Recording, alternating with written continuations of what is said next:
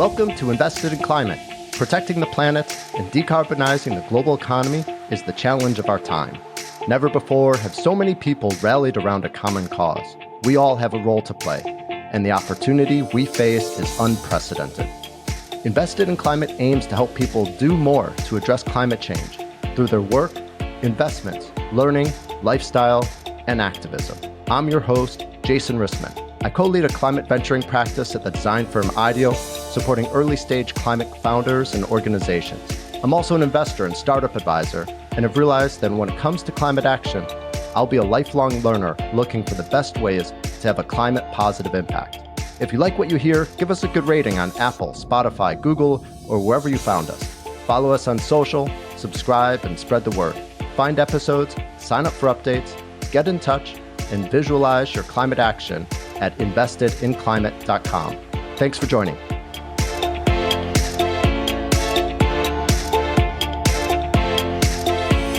A lot of people are interested in renewable energy, but solar is confusing AF. When you start looking at your electricity bill and start to try to figure out what you should do, there's just 1,000 questions, like how much does it cost? How, is it worth it? Like, what is a kilowatt? What is a kilowatt hour? What does this mean? What are the incentives? And we think all of those questions are just a huge burden.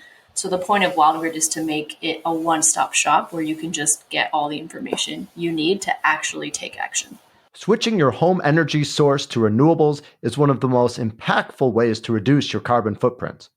And yet, going solar is confusing, and many people feel it's prohibitively expensive. Enter Wildgrid Solar, a startup working to make solar accessible to more people. I sat down with Wildgrid's co-founders, Krystal Persaud and Parinda Darden, and learned a lot about how easy and affordable solar actually can be. Full disclosure, I'm a big fan of Wildgrid's fresh approach and effort to engage younger consumers, and I actually made a small investment in Wildgrid through an AngelList syndicate, which is an easy way to invest in startups and something I'll cover in an upcoming episode. If you don't yet power your home with solar, I hope you'll give this episode a listen and consider making the switch. Here we go. Krystal and Parinda, welcome to Invested in Climate. Hello. Hi.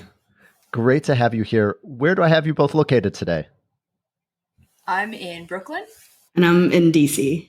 Fantastic. Wow. Co-founders building a company together, but virtually remotely. How's that going? Pretty good, honestly. When we first started the company, we decided we wanted it to be remote, and obviously COVID was happening and still making it work. It's great. As like a software engineer, I'm just on my computer all day anyway, so nothing really changed for me. That's awesome. Well, so glad to have you here on the show today. You are co-founders of a company called Wildgrid Solar. As you know, I'm a big fan of what you're doing. Let's start by understanding what it is. Krystal, can you explain what is Wildgrid Solar and what is the problem you're aiming to solve? Wildgrid is a solar marketplace where anyone can go on and find the best solar solution for them.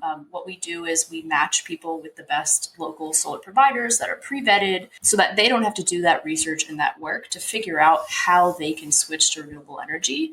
We like to joke that a lot of people are interested in renewable energy, but solar is confusing AF. When you start looking at your electricity bill and start to try to figure out what you should do, there's just 1,000 questions, like how much does it cost?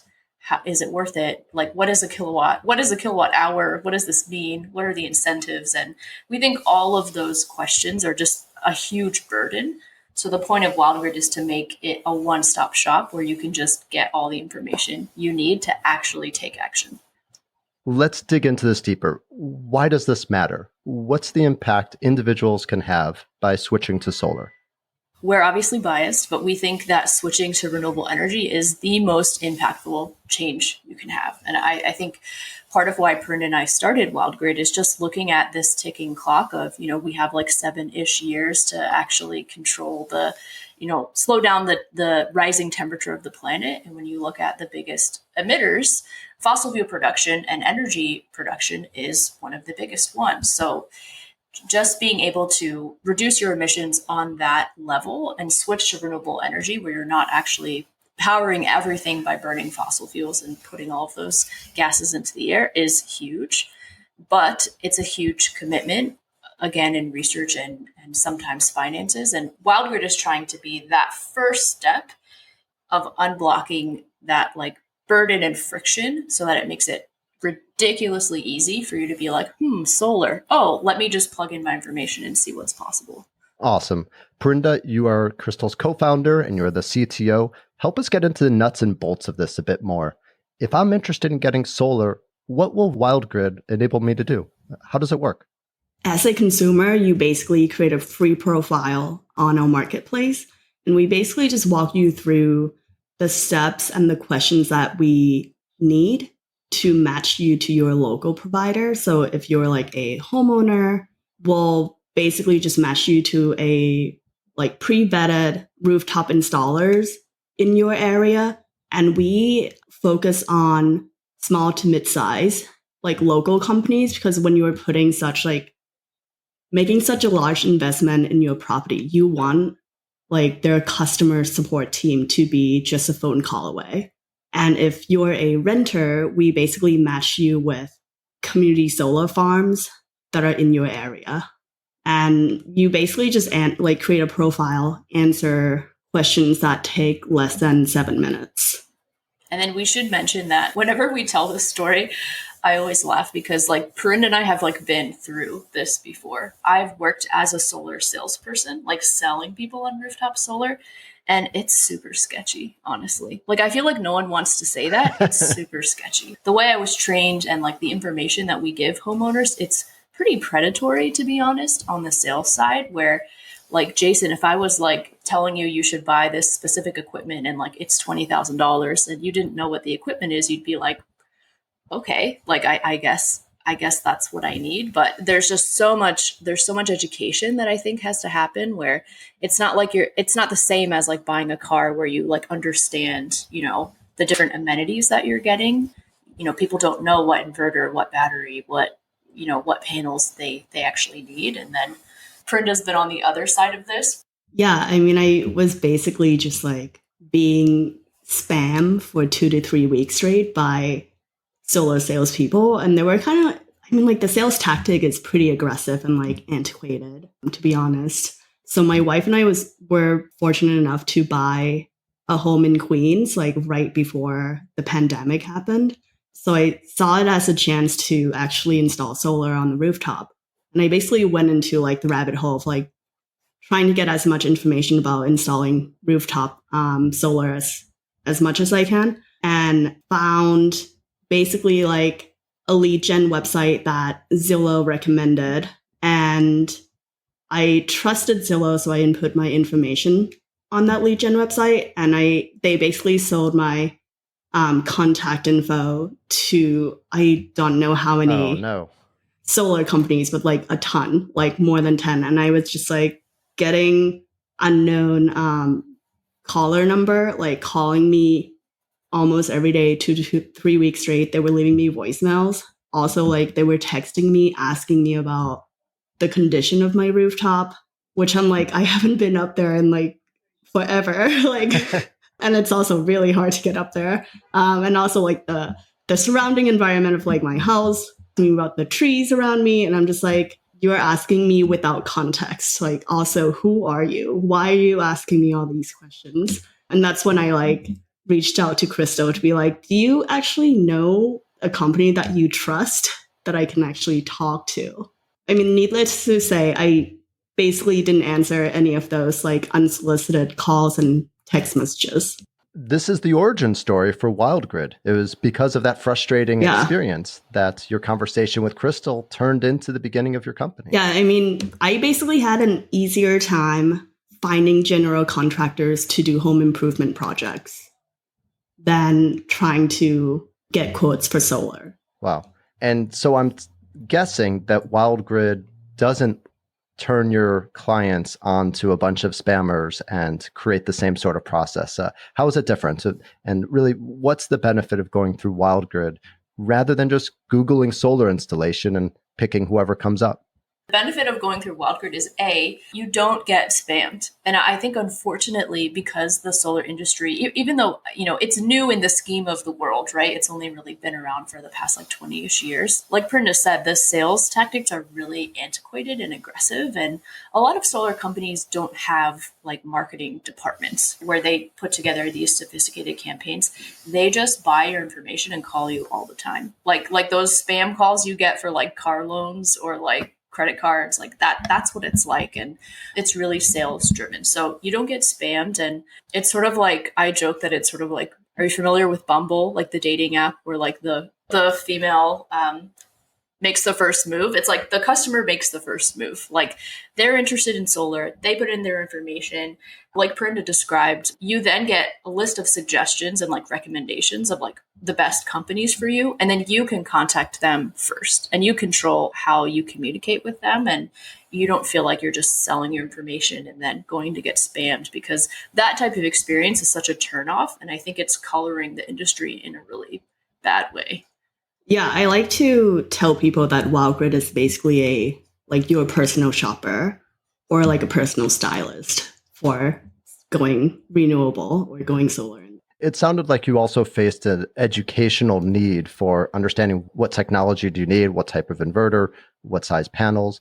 Is that something that Wildgrid also helps with? Yeah, we act as a neutral third party where, every solar company has their own incentive and products that they're pushing, where you don't really know what you actually need because they're telling you what you need and including it in a quote. So by giving us your information, we can be that third party to be hey, this is actually what you need. Here are companies that provide that, versus you having to get, 3 to 5 separate quotes with all of these different terms that you don't understand. We're telling you what makes sense for you. And then we are building out blog content and a lot of information, just teaching people what the standards are so that they don't feel like they're getting scammed and they understand what's going on. So there's a valuable service that you're providing. As a solar customer, do I pay more by going through Wildgrid rather than directly going through a solar vendor? No, you don't. The solar partners, we work with the solar partners on a commission basis. So the price tag that the solar customer pays will always be the same. Fantastic. So your mission is every person on the planet deserves affordable access to renewable energy. Powerful idea, but quite challenging in practice. In the US, let's take the case of people who don't own their own home, but rather rent. How is Wildgrid Solar helping renters go solar? As a renter that signs up through Wildgrid, we match you with community solar farms. So they're basically an offsite solar development that works with your utility. And what you do is you basically subscribe to participate in the farm, and you can actually save from 5 to 15% on your monthly electric bill. Parinda, you're a software engineer and the CTO. So I'm curious, how is Wildgrid using technology to offer something unique? What really is technology enabling you to do that's really different? I think my role as a CTO is basically building a platform that is user-friendly. I feel like user experience is everything, especially when you're trying to switch to solar, which is such a complicated problem to do, or even confusing for renters and homeowners. I feel like all I care about is just the user experience, providing the best possible experience for someone who's trying to switch as possible. Great. And Krystal, you're a designer. As you know, I work at IDEO, and so I'm very interested in and a big believer in the role of design and addressing the climate crisis. How has your design background been helpful for your role with Wildgrid?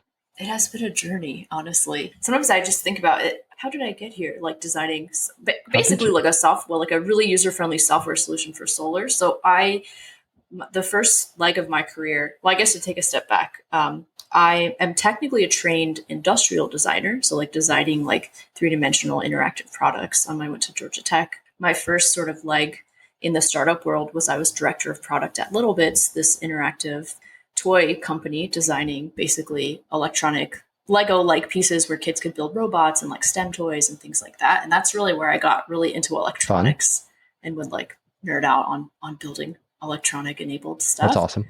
And it actually was when I was at Little Bits designing these experiences for kids, where I just started to realize like so much energy and thought and like design details go into these products like toys. Like from, the moment the kid opens the box and then gets the instructions and then opens this and puts the first piece together. And I was like, wow, like we spent months like obsessing over getting this like one toy experience to be so great.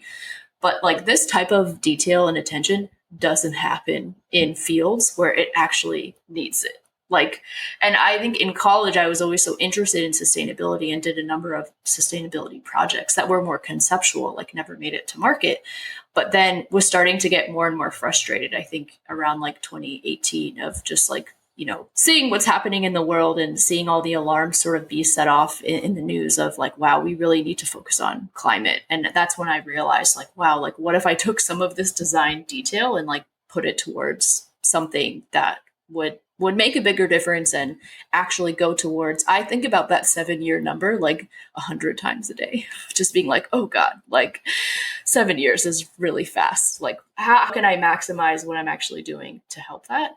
Came from designing toys and like trying to create really fun things. Probably towards the end of my time at Little Bits, I had designed a build your own remote controlled R2D2 toy, which I'm a huge Star Wars fan. And I was like, this is the coolest thing I'll ever make. I worked with Lucasfilm. Like now I'm going to switch. Like I got to do something else. And I actually started a whole company before Wildgrid called Wildgrid Solar, where I designed these little 10-watt solar panels designed to hang in your window. I think that they were called the most adorable solar panel around. Yes. We called them like the cutest solar panels you like didn't know you needed. But similar to what Parinda was saying, that whole company started because I was a renter like in New York.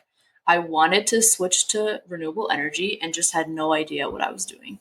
And as like a tech focused, like savvy person, I was like, I can't figure this out. Like, I don't know how to go solar. Literally that confusion caused me to start a whole other company, like before even figuring out like what my options were. So I got really into solar. Like we made and manufactured these solar panels for your windows. I was on Shark Tank. I got an investment from Mark Cuban, just like escalated very quickly and got really deep in solar tech. And then it was at that point that I got a little deeper into it and started selling rooftop solar, and then was like, oh no, like this process is so sketchy. Now I get why more people are not interested. Now I kind of get why more people aren't interested in this. Like I wouldn't buy what I'm selling. But I think all to say from the lens of how can we use design to make something as delightful and frictionless as possible, whether it's a toy or whether it's getting a solar panel in someone's window. I do think that that experience makes a huge difference. And at the end of the day, I think design is so much about emotions and like, how can you make someone feel good about doing something, whether it's a first step or whether it's education, because that emotion sticks with them. Absolutely. Let's turn to who your customers are.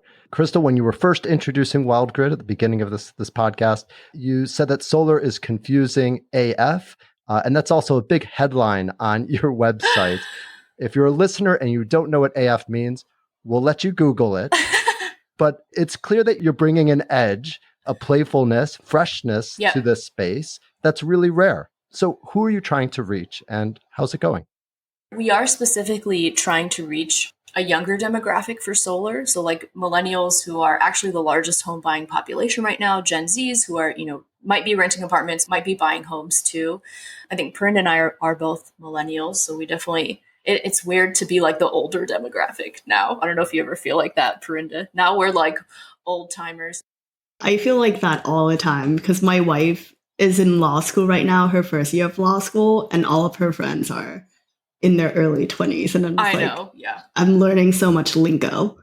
We are specifically trying to appeal to that demographic. I think we joke that a lot of people in our demographic think solar is kind of for boomers, honestly. Like you have a house and you have like 20 grand extra hanging out in your bank account, and like that's how you can go solar, which is completely untrue, but that's sort of the stigma around it. So we are trying to activate these younger generations to take steps to going solar now.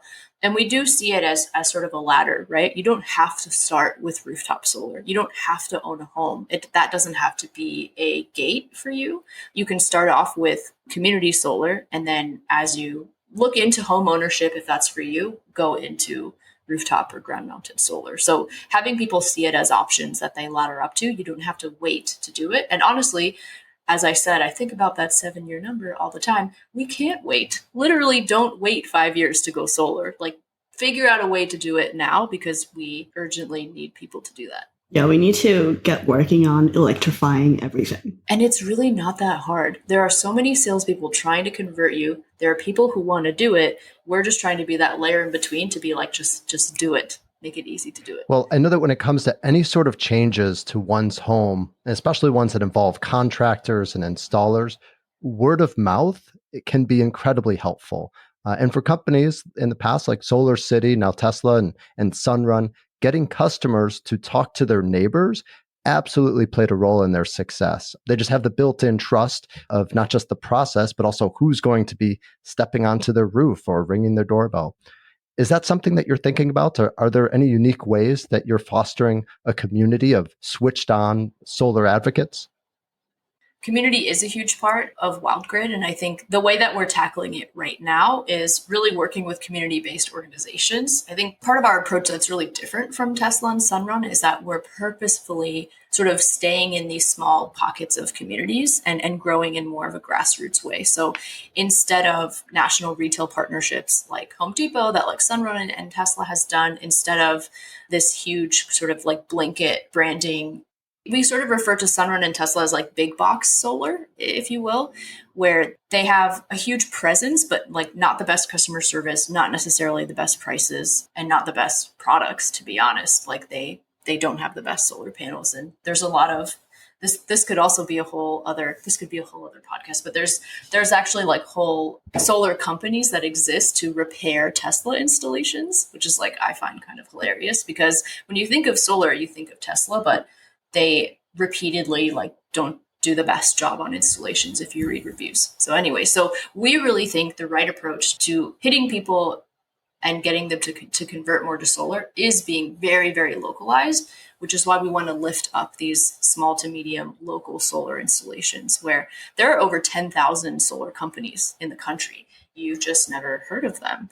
And a lot of them are these family-owned businesses that work in your neighborhood. So part of our mission is to really lift these people up. And then part of that is partnering with local organizations. Like we just did a partnership with a local coffee shop in Brooklyn to like help their customers learn about solar. So that same sort of word of mouth where you're hearing about solar at these cafes, coffee shops, stores that you trust and frequent, and they're helping their customers go solar. So, but yeah, trying to be very grassroots about it and target very specific locations and letting them know that we're local, like we're at your local coffee shop, we're connecting you with local, I'm in Brooklyn installers. We're not going to try to sell you on, this installer that, wouldn't be able to drive to your house in an hour if something went wrong, which is the type of service that you want. Really, your model is built on partnerships, including partnerships with solar installers. If there are any solar providers listening to this, what should they know about Wildgrid? Why should they partner with you and how do they do it? Wildgrid is built on partnerships with installers. And I think part of why we love our partners and why they love us is that we are reaching this younger demographic that they're not really set up or built to reach. So we are specifically looking to connect with Gen Zs and millennials and helping them go into solar, which historically solar has really been targeted at people, more in their 50s and above, like this, for lack of a better word, boomer demographic that has owned a home for many years, has a lot of extra income, and sees solar as maybe a luxury on top of sort of everything they have. We're doing something a little different. So I think for solar companies that don't have a strategy to reach these younger demographics, don't want to make videos and education online to try to convert them, that's what we're doing and that's what we're good at and care about. And then I think on the other side, they know that we're working locally. So we're not going to be, putting them on the platform and then undercutting them by sending everyone to Sunrun. Like we're specifically trying to lift up these local partners and like helping them get their name out there. So I think like the missions really align with these small to medium installers. And we're also not sending one customer 10 different companies that they have to compete with. We're only setting them a select few, and then the customer choose who to talk to. So you're not like competing to make your quote as low as possible. Parinda, before you use the phrase, we need to electrify everything, we know there's a need not only to switch to renewable energy, but also to electrify everything. This means replacing gas appliances with ones that are plugged into a solar-powered grid. Does Wildgrid have a role to play in the broader home retrofit and efficiency space? Krystal and I have been talking about this a lot, that our marketplace, like we want to be known for renewable energy and home efficiency marketplace. But right now we're just starting with solar because that's what we know best. But in the future, like we want to be the place that people come to when they think of replacing their HVAC system, looking for like electric appliances to go solar, or even like window ceilings, or like looking into geothermal for their home. So like that's like our long-term goal. Yeah, so I would say in the future, Wildgrid will be playing a lot. What excites us too is that because we're building this like tech-enabled platform where we can recommend people things, we're not like tied to any specific technology. So like who knows what is going to be coming out in 5 years that will be a new addition to homes, and we can sort of easily fold that into the mix where, you know, we're not tied to a specific type of hardware, which I think is where like the software aspect of the business is exciting. That excites me is like, you know, when I think like different colored and different shaped solar panels and solar shingles and solar flowers and like there's a lot of new things that are going to come up, and we can like easily partner with these companies working on these cool new technologies and like fold them into the marketplace so more people can access them. I was actually at like an Earth Day event the other week talking to someone, and this woman, she was very frustrated, which I think it was like a great, Parinda, I haven't even told you about this yet. It was like a great conversation because she was very frustrated. She was like, I don't understand why they don't make solar umbrellas. And I was like, they do. They're out there. But she didn't know where to find them, you know? And she's like, well, what if I wanted like a solar awning? They should. And it's always like they, like who, I don't know who they is, but like they should make them. And I was like, they do. They do make those, but you've never heard of them because you're not in the solar space. And it's like that. I feel like that's the issue, right? People are looking for these things and they just don't, if they're not at the store they shop at all the time, or they don't want to do the research, they're never going to know about them. I feel like it's not very well advertised too, the different type of installation that your local solar company can do. There's so many different ways to go solar. There's so many, but if you like close your eyes and think of solar, you just see it on a roof, which is not the only way. Good to know. I have a final question, but before we go there, is there anything that I should have asked or anything else that's new and happening with Wildgrid that you wanted to talk about?